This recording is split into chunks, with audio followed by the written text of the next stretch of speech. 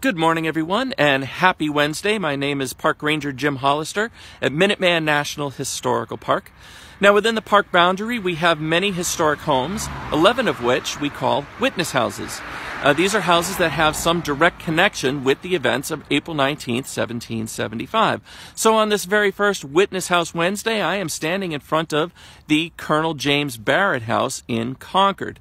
The house itself was built by Benjamin Barrett in 1705, and it was later renovated in 1768 when James and his wife Rebecca lived here.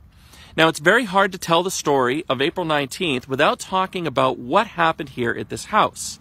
Colonel Barrett was responsible for all the military supplies in the town of Concord, and General Thomas Gage, the British commander, he knew of this.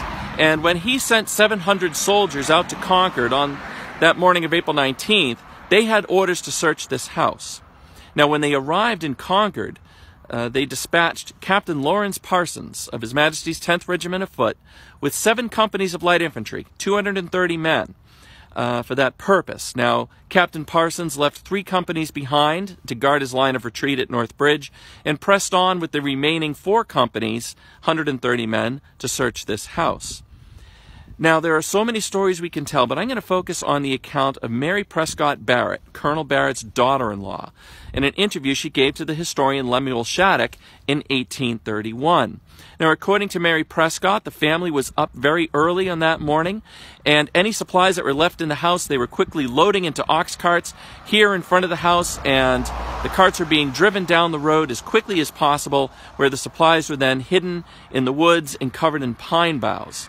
Later that morning, Captain Lawrence Parsons arrived with his men and began the search. Now, he greeted Mrs. Barrett and he said to her, "Ma'am, we are ordered to search this house," to which she coldly replied, "You will do as you must," and she invited them in.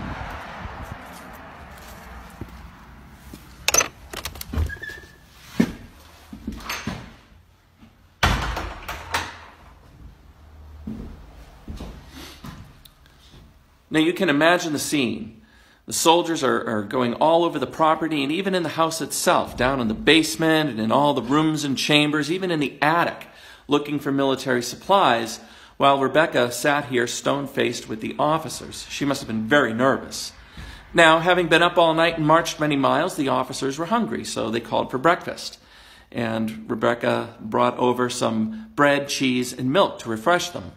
Being gentlemen, of course, they offered to pay, and she refused them. She said, "We are commanded to feed our enemies if he doth hunger."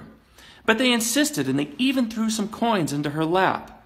Now, according to Mary Prescott, Mrs. Barrett picked up one of the coins, and she said, "This will be the price of blood." Now, that is what I call a cold breakfast. Now, you can learn more about the Barrett House by going to our website, www.nps.gov/MIMA. M-I-M-A. Thanks for listening.